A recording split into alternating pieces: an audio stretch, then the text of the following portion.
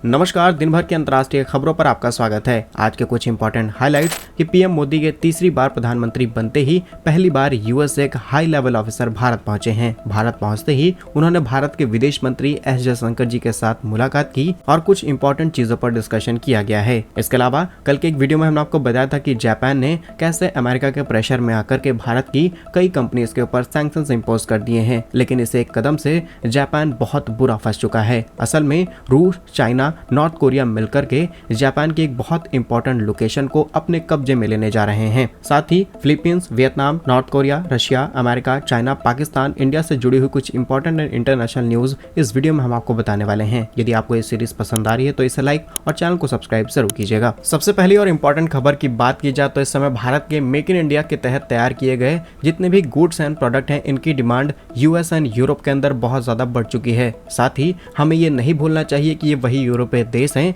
जो लगातार भारत के सामान की क्वालिटीज पर सवाल खड़े करते आए हैं, लेकिन अब जब चाइना इन्हें घटिया क्वालिटी का सामान एक्सपोर्ट करना शुरू कर चुका है तो ये भारत से सामान इंपोर्ट करा रहे हैं। लेकिन भारतीय कंपनी हाई क्वालिटी के साथ इन्हें सामान एक्सपोर्ट भी कर रही हैं और टोटल एक्सपोर्ट 19% से बढ़कर के 23% हो चुका है। मेजॉरिटी स्मार्टफोन एक्सपोर्ट किए जा रहे हैं जो कभी 11 बिलियन यूएस डॉलर के थे वो 15 बिलियन यूएस डॉलर हो चुके हैं। इलेक्ट्रॉनिक मशीनरी जो 2015 में सिर्फ 12% थी वो बढ़कर के 19.3% हो चुकी है और वैल्यू की बात की जाए तो करीब 12 अरब डॉलर का इलेक्ट्रॉनिक मशीनरी एक्सपोर्ट किया गया है। वहीं ड्रग रिलेटेड या कहें मेडिसिन रिलेटेड जो प्रोडक्ट हैं इनकी डिमांड भी बढ़ चुकी है और भारत ने साल 2023 और 24 में करीब 21 अरब डॉलर का सामान एक्सपोर्ट किया है। 2014 और 15 में जहां भारत का एक्सपोर्ट 320 अरब डॉलर का था वो इस साल बढ़कर के 438 अरब डॉलर हो चुका है। मेजॉरिटी हमारा export America, Netherlands, Britain, Italy, France,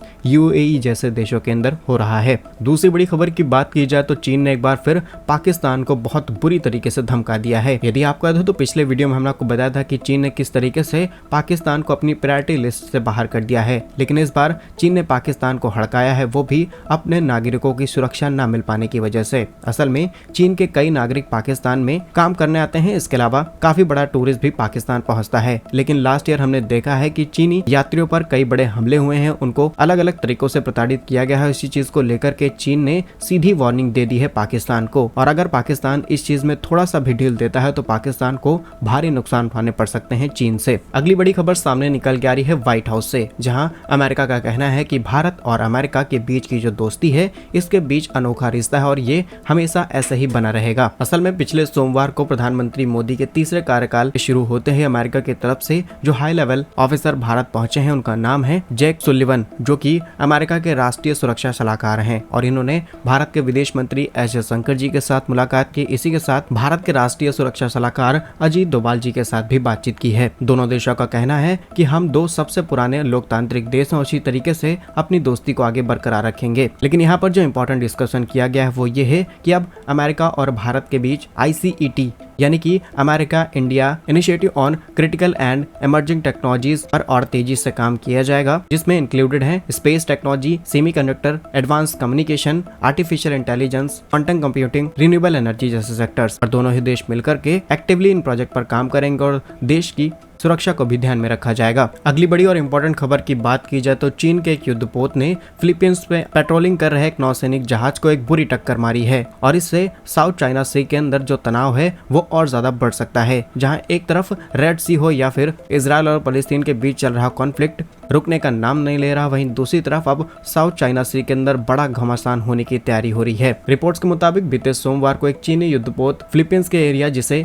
second Thomas शोल के नाम से जाना जाता है इसके पास टहल रहा था और अचानक से इसने फिलीपींस के एक नौसैनिक जहाज को टक्कर मार दी। काफी ज्यादा डैमेज होने के बाद फिलीपींस बहुत ज्यादा गुस्से में है और इससे माफ न करने की वार्निंग दी जा चुकी है। हमें ये बात नहीं भूलनी चाहिए कि फिलीपींस वो देश है जिसे रिसेंटली भारत ने ब्रह्मोस मिसाइल एक्सपोर्ट की है और रिसेंटली फिलीपींस ने अनाउंसमेंट की है कि उन्होंने उस बेस को बनाने का काम शुरू कर दिया है जहां पर वो ब्रह्मोस मिसाइल को तैनात करने वाले हैं। हालांकि इस पर्टिकुलर एरिया यानी कि सेकंड थॉमस शोल को लेकर के चीन का आरोप है कि 1999 में फिलीपींस ने इसे अपने कब्जे में ले लिया था, उससे पहले ये चीन का हिस्सा था। लेकिन हम सभी जानते हैं कि साउथ चाइना सी के अंदर चाइना जिस तरीके से आर्टिफिशियल आइलैंड्स बना रहा है वो खुद को क्लेम करना चाहता है। यहाँ तक कि सिर्फ फिलीपींस नहीं बल्कि मलेशिया, वियतनाम, ब्रुनोई, ताइवान, कई इंपॉर्टेंट लोकेशन पर चाइना अपना हक जताता आया है। लेकिन अब चाइना ने डैमेज करना शुरू कर दिया है, जिसके बदले में अगर फिलीपींस छोटा सा भी एक्शन लेता है तो यहाँ पर एक बड़ा कॉन्फ्लिक्ट शुरू हो सकता है और डायरेक्टली इनडायरेक्टली अमेरिका भी इसके अंदर इन्वॉल्व हो जाएगा।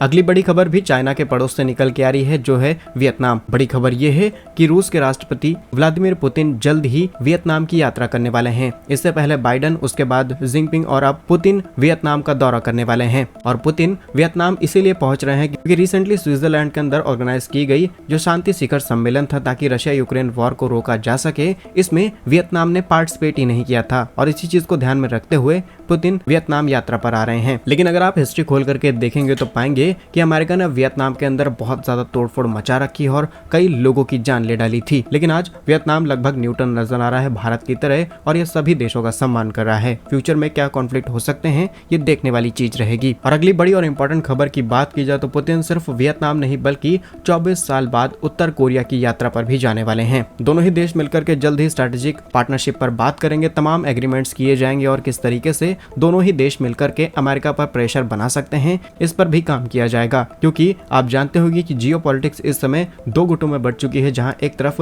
लोग अमेरिका के समर्थन में है, वहीं दूसरी तरफ रशिया, चाइना और नॉर्थ कोरिया जैसे देश शामिल हैं। और यदि आप जानना चाहते हैं कि पुतिन लगातार ऐसी विजिट अलग अलग देशों के अंदर जाकर के क्यों कर रहे हैं तो अगली अपडेट से आपको सारी चीजें समझ में आ जाएंगी। और वो बड़ी खबर ये है कि रूस के खिलाफ परमाणु हथियारों को तैयार रखने की वार्निंग नाटो के चीफ ने सभी नाटो के देशों को दे दी है और एक क्लियर इशारा दिया जा चुका है कि किसी भी वक्त एक बड़े हमले की तैयारी हो सकती है और अगर रशिया के ऊपर प्रेशर बनाना है तो नाटो के सभी देशों को अब न्यूक्लियर हथियार रखने जरूरी है। रिपोर्ट्स के मुताबिक नाटो के प्रमुख जेंस स्टोलटेनबर्ग ने सभी सदस्य देशों को परमाणु हथियार तैनात करने की वार्निंग दी है। उन्होंने कहा कि रूस और चीन जिस तरीके से हमारे देशों पर चिंताएं बढ़ा रहे हैं, अपने नए नए परमाणु हथियारों को तैयार कर रहे हैं, नए नए परमाणु हथियार हमारी सीमाओं पर तैनात कर रहे हैं, हमें भी पूरी तैयारी करके रखना चाहिए। और ये खबर किसी छोटे मोटे मीडिया ने नहीं बल्कि टेलीग्राफ द्वारा छापी गई है। वहीं बताया गया कि जरूरत पड़ने पर हम F-16, F-35 जैसे आधुनिक लड़ाकू विमानों को भी यहाँ पर तैनात कर सकते हैं और इन सभी के साथ न्यूक्लियर वेपन्स को इंटीग्रेट किया जाएगा ताकि अगर चीन या फिर रूस एक कदम भी आगे बढ़ते हैं तो इनको इसी की भाषा में जवाब दिया जा सकता है। लेकिन ये बात सिर्फ यही नहीं रुक रही है। क्यूबा नाम का एक छोटा सा देश जहां पर रशिया और अमेरिका दोनों ही एक दूसरे के आमने सामने आ चुके हैं, दोनों ने ही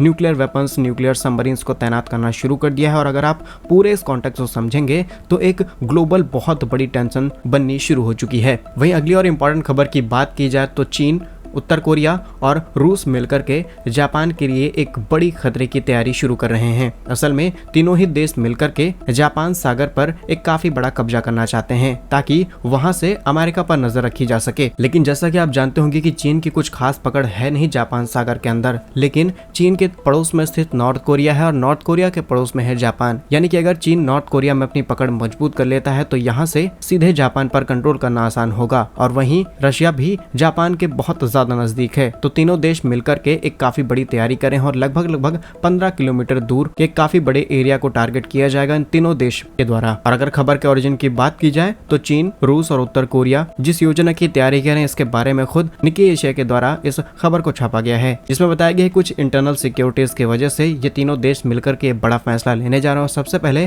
कुछ बड़े जहाज जापान की सीमा में भेजे जाएंगे। एंड आफ्टर जब तीनों देश मिलकर के कोई एक्शन लेंगे तो उसके बाद ही पता चल पाएगा कि तीनों की मंशा आखिर क्या है। लास्ट और इम्पोर्टेंट खबर की बात की जाए तो रूस ने एक और नई स्टेल्थ सबमरीन को बना करके तैयार कर लिया है और ये कई प्रकार की आधुनिक परमाणु मिसाइलों से लैस है। इससे अमेरिका के ऊपर भी खतरा मंडरा रहा है और इसीलिए अमेरिका लगातार न्यूक्लियर वेपन्स तैनात करने में लगा हुआ है। आपको बता दें इस नई सबमरीन का नाम है आर्कानजेस और इसे व्हाइट सी के किनारे तैनात किया जाएगा, जहां इस सबमरीन पर 9656 किलोमीटर प्रति घंटे की रफ्तार से चलने वाली परमाणु मिसाइलों को तैनात किया गया है। और ये इतनी ज्यादा आधुनिक सबमरीन है जिसे कोई भी सोनार या फिर रडार पकड़ नहीं सकता। तो ये है कुछ इंपॉर्टेंट अपडेट्स जो इस समय जियोपॉलिटिक्स में चल रही हैं और डेफिनेटली इन सभी खबरों से पता चलता है कि एक काफी बड़ी टेंशन की स्थिति बन रही है। सभी खबरों पर आपका क्या कहना है हमें कमेंट्स में जरूर बताइए। यदि आपको हमारी ये सीरीज पसंद आ रही है तो इस वीडियो को लाइक और चैनल को सब्सक्राइब जरूर कीजिएगा। साथ ही अपना एक प्यारा सा कमेंट जरूर लिखिए। वंदे मातरम, भारत माता की जय।